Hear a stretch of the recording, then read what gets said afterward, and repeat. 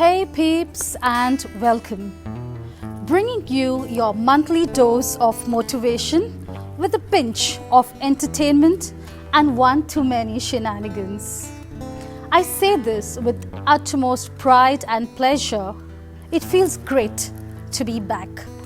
For all the love you've bestowed upon me and the overwhelming support you've shown towards my project, I am truly grateful and blessed. And to express my gratitude, thanking you for your generosity and hospitality extended towards my journey of Dare to Dream, today I bring to you a testimony like never before. To commemorate International Women's Day, I dedicate this episode to every woman out there who dreams to reach the stars and achieve the unattainable but finds her voice constantly shunned, her opinion termed invalid, her existence devalued, and her wants, her feelings, her needs ignored and rejected.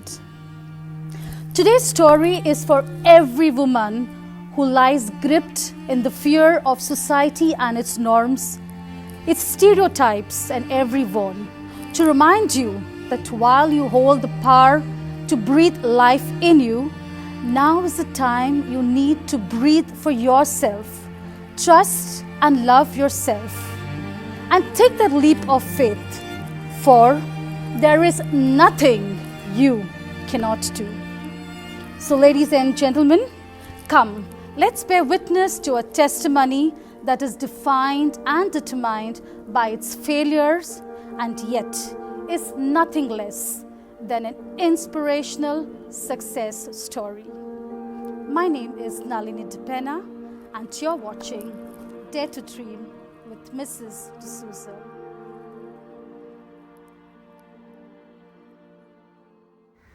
In today's episode of Dare to Dream, I bring to you a catalyst, bringing to light her struggle with life, overcoming heartbreak and its disdain, harboring every blow, every pain, every shot that life threw at her under the sun, with a sash, a cap, a stole and degree hung up on the wall in return. A woman who redefined what failure feels like, what downfall looks like, and what success sounds like. She is not just a fighter, she is an achiever. Hitting rock bottom with only upwards to go, she turned every roadblock into a stepping stone, taking her one step closer to the end goal. So ladies and gentlemen, please welcome the inspirational Alison Hendricks. Hi Alison, and welcome to our show. What an honor it is to have you here, trust me. Thank you, Nalini, but I must say the pleasure is all mine. Thank you. Well, one might say I am thrilled, I am excited, maybe even flabbergasted by your flamboyance. But more than anything, like all those watching, I am eager to listen, to understand and find out how did a woman, once unemployed, depressed, burdened by societal pressure, is now on a talk show titled Dare to Dream as a vice president of one of the country's emerging startup, having awarded the Young HR Professional of the Year 2020. Well, thank you for that, Nalini. And yes, the journey has been quite overwhelming. But I believe there are many people out there who have scaled through life and its downfalls. I often state that a person who falls and gets up is much stronger than a person who never fell. Sometimes I believe you have to get knocked down lower to get back up much taller. True. But for me, my downfalls have been quite the reason I have been able to push myself this far. In a career spanning almost over 2 decades, you have seen an awful lot of challenges. One of the biggest ones being a career shift. And it's true, switching jobs at any age at times can be difficult. But after dedicating about 12 years of your life to a job you loved so dearly, how does one cope with this forceful, unprecedented change? What was it like going back to square one, starting from scratch, all in your mid-30s? Wow. I'd say my career would span 17 years and not only 12. 12, of course, was the aviation industry. I started off my career in an IT company, and then of course I went on to a more focused area. I joined e-commerce, but of course in the aviation industry in 2007. Not forgetting the pleasant memories that I met my husband there. So yeah, but unfortunately things did start changing after 12 years, and we lost the airline. I was unemployed. I was jobless. I found myself with utmost uncertainty, and I think life hit rock bottom at that time.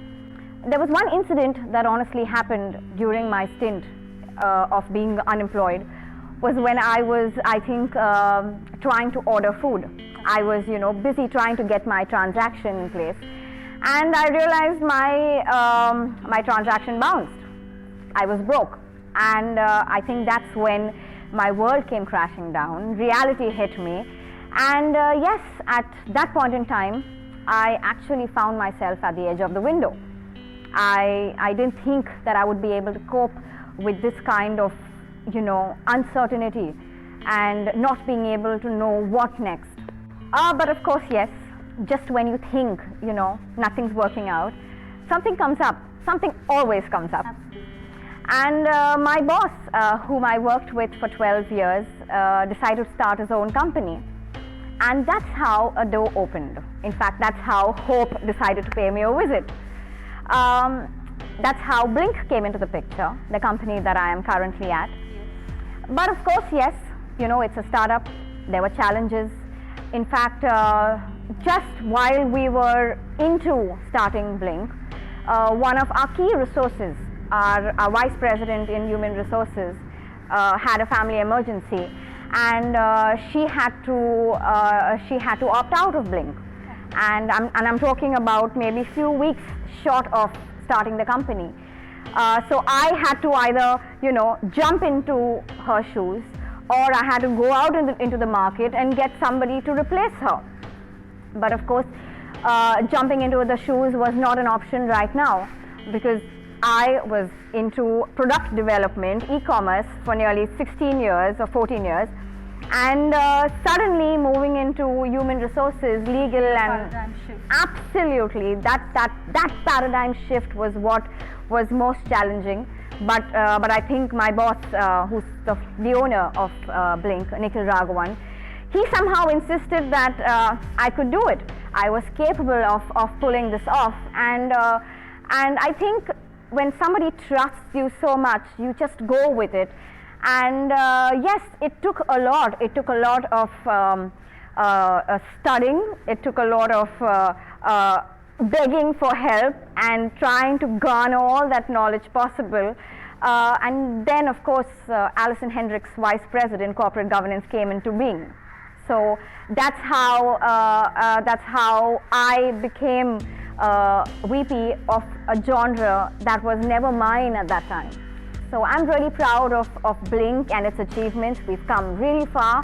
We have a call center, and yes, as HR head, to start off with 9 people and then move on to 109 people today is an achievement for me, and for me, this is what matters the most.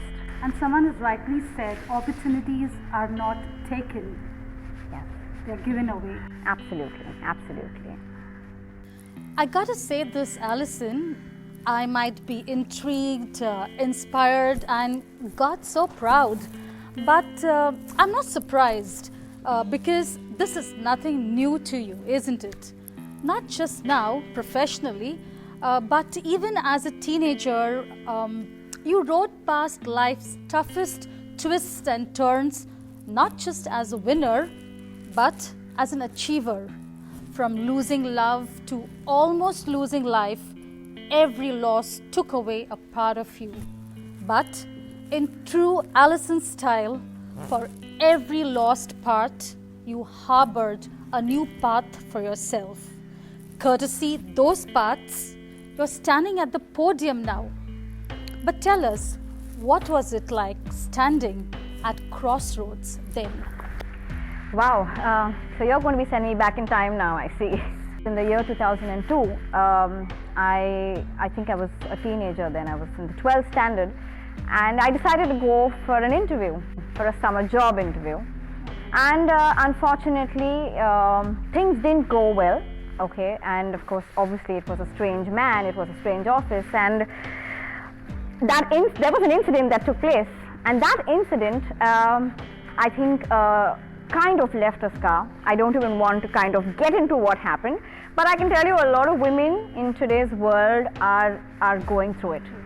But that, of course, set a lot of insecurity. Okay, it kind of it instilled a lot of fear and mistrust in me. I think years passed by, time went by, and in 2008, my 8-year relationship, of course a college relationship, puppy love as you would call it, didn't go down very well. We had a fallout, and unfortunately I think I was too young and immature to deal with that sudden state of grief.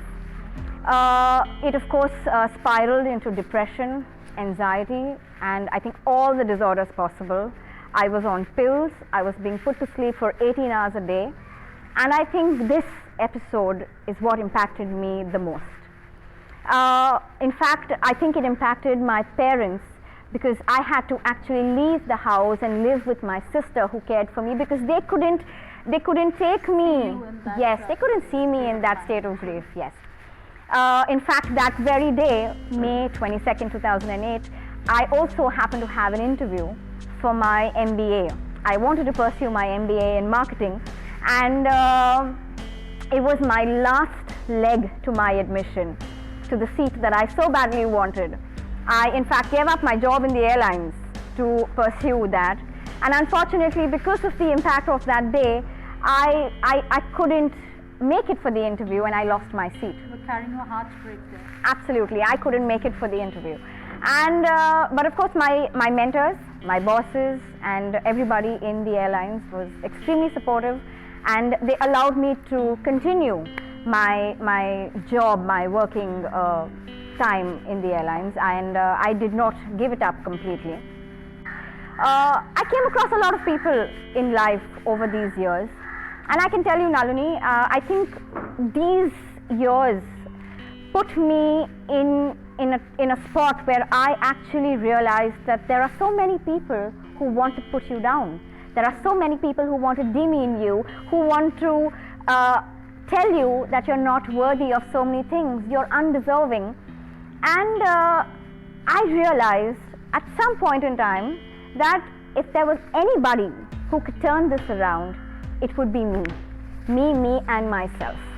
I decided that I need to reprioritize my life, I need to reprioritize my career, I need to push myself beyond and over what I was already doing. So I decided to study further. I ensured that this time I had to look beyond my harbored feelings, look beyond those scars that I had. And while I was doing that, I realized, in fact, I came across a formula that if you can add a title to your harbored feelings or your scar or an incident that you can't get over, it helps you. It helps you beyond what you could ever possibly do and ever possibly imagine. When I talk about adding a title, I'm talking about getting a certificate, getting yourself a diploma, study, get a path, start a blog. There are so many career paths. Yes. Women today need to realize that there are so many career paths available today. There are so many options and so many people who are willing to help you also. And that's what I did. I titled every path. I decided that while I was titling every path and every harbored feeling, I would I would love to hang my scars on the wall in forms of certificates or diplomas. I want to go beyond, so I'm going to convert every possible downfall into something, to look forward to. So for me, to be very honest, my scars are absolutely beautiful. Wow, that brings me to Alicia Cara's track, Scars to Your Beautiful. To be honest, Alison, while I just bore witness to how you coped, I'm still left wondering, how does one sustain blows like these? Where does one find the courage to take the fight to life? Where do you find the strength to continue taking one hit after another and only getting stronger with every bruise? From the time I have been little, I have been inspired by my teachers, my mentors, Jennifer De Silva when I was in the airlines. And these are the people who have taught me that no matter what, there was always a solution. There was always a way to get out of things and move up, if not for on.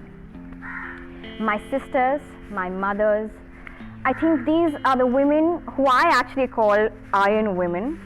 I think these are the women who have honestly inspired me, and they keep inspiring me. They only believe in the fact that there is no backing down. There is no giving up. My sister is a cancer survivor, and I can proudly say that I have learned so much from her suffering. The man I married was very supportive. He is very supportive, and he somehow wants me to reach the stars way before I can even venture out into that journey. Superheroes, as I may say. Yes, absolutely. My mother, my God, she refuels my faith every time I feel down. And of course, I can tell you that I have inherited a beautiful heart from my dad. So yes, prayers and love, they keep me going. And I can tell you one thing, Nalini, I personally believe that God can take broken pieces and turn them into masterpieces. I'm sure I speak on behalf of everyone who's ever supported you in the slightest possible way. You have made them very proud. During our initial conversation, you mentioned how you've named your life the Book of Failures, as you feel that each of your setbacks make Alison who Alison is today. But after listening to everything you went through, witnessing how you came out of it, I have to ask you, do you think life would have been kinder if you were not an Alison? In the sense, do you think you saw more than your share of despair just because you are a woman? So to be frank, Nalini, I think everybody has their shares of troubles. Everybody has their shares of downfalls, be it a man, be it a woman, it doesn't really matter. But the labeling, the slander, the stigma, I think women tend to carry that more than men often do. In our society. Yes, our society does not allow us to put that stigma behind. Take for example, I was a patient of depression, okay, mental illness as we call it. But in this society, when you have had a past with a mental illness as a part of it, you're not very openly accepted in society. You're always looked at. You're always looked down at. Yes, you're always looked down upon. There's always a label associated to it, and that you tend to carry for a very, very long time.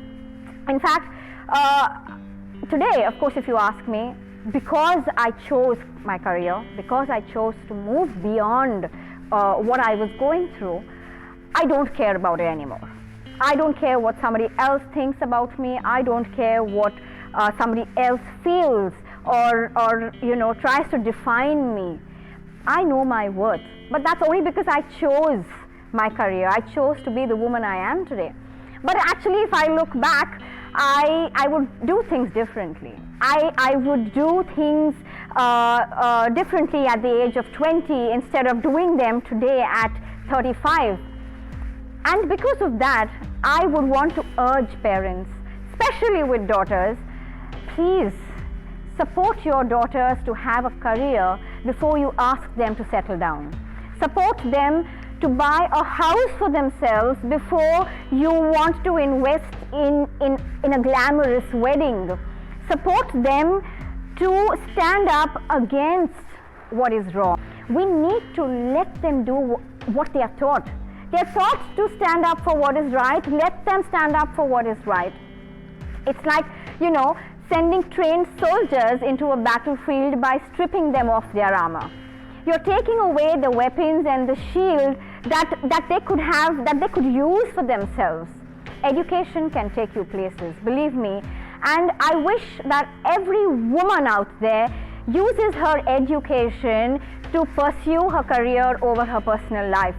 And that is what I think today's women need to realize, and that is what they need to become independent. They need to be more independent rather than be dependent on anybody else. Dependency kills your future. Dependency forces you to choose what you don't want. Dependency leaves you with no choice. But the more you grow, the more you choose your career, you will always have multiple choices to choose. As for me, I have a son and a daughter to raise. My son Gareth and my daughter Estelle. He is 7 and she's 5. So I am right now concentrating on raising. Yes, I am going to be raising them. But of course, Gareth, I'm not so worried about him. He has a good role model because Glidel, my husband, has always been a very open-minded man. So I'm pretty sure he's on the right track. But yes, my daughter, I would wish that she grows to be strong and independent. And yes, as much as I would want her to say, I am a warrior, I would rather have her say, I am raised by a warrior. So today, I look at every woman and I look at everybody and I say, please ensure that you as mothers become vital, inspirational models for your daughters. Become the woman that you want your daughter to be. And about my book of failures, Nalini, this book of failures is everything that leads me to be who I am today. In fact, every chapter in my book of failures stands as a title in my book of achievements, in my success stories. And I am very proud of my book of failures, be it me as a failed fashion designer, be it me as losing my relationships. I've had 2 failed relationships. And of course, but at the end of the day, I'm married to a fantastic man, so it's okay. The book of failures is what makes me believe in myself more and more. And hadn't it been for this book and every chapter in this book, I honestly wouldn't be the Alison Hendricks I am today. So could I say that your book of failures is actually a guide to your success? Yes, it is the index to my new chapter of success stories.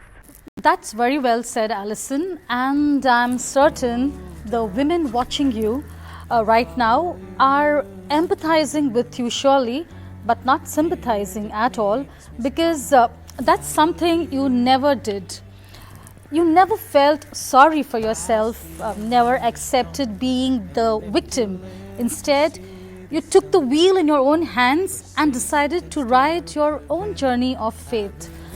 As we come to the end of this session, we hope that for all the women out there, you have been their inspiration. The women who have been long lost enough, that your testimony may now bring light at the end of their tunnel. On behalf of my team of Dare to Dream and the 3 million women watching us, I thank you, Alison, not just for this conversation, but I thank you for being an inspiration and most importantly, for being you.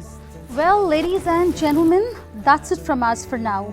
With a heart filled with gratitude and an urge to be back soon with another testimony like this, I bid you goodbye. But for all the women watching right now, before I go, there is something I need you to know. I need you to listen, to understand that you are enough, my girl. You don't need a helping hand. Believe in yourself and say, yes, I can. I'm brave, I'm beautiful, I'll do I can to achieve my dreams, to hold on to my esteem. All I need to do is dare to dream. My name is Nalini Dpenha, and you're watching Dare to Dream with Mrs. D'Souza.